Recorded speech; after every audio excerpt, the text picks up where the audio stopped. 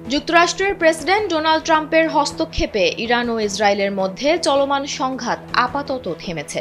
এই সংঘাতের সূত্রপাত করেছিল ইসরায়েল, শুধু হামলা করেই ক্ষান্ত হয়নি।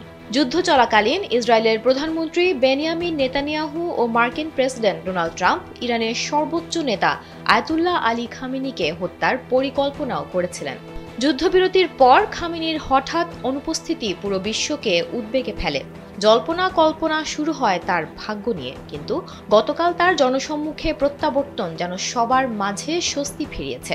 ইসরায়েলি প্রতিরক্ষা মন্ত্রী ইসরায়েল কাটজ স্থানীয় ক্যান পাবলিক ব্রডকাস্টারকে দেয়া সাক্ষাৎকারে নিশ্চিত করেছেন যে সময়মতো আত্মগোপনে না গেলে খামেনি প্রাণে বাঁচতেন না।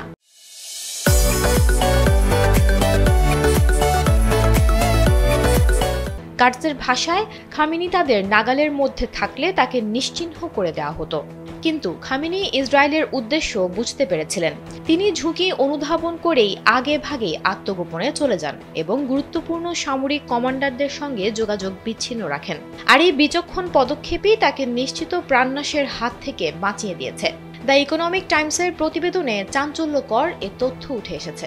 গত 13 জুন শুরু হওয়া এই ভয়াবহ যুদ্ধে ইসরায়েল একাধিক ইরানি শীর্ষ সামরিক কর্মকর্তা ও পারমাণবিক বিজ্ঞানীকে হত্যা করেছে। অবশেষে যুক্তরাষ্ট্রের মধ্যস্থতায় গেল মঙ্গলবার এ যুদ্ধবিরতি কার্যকর হয়।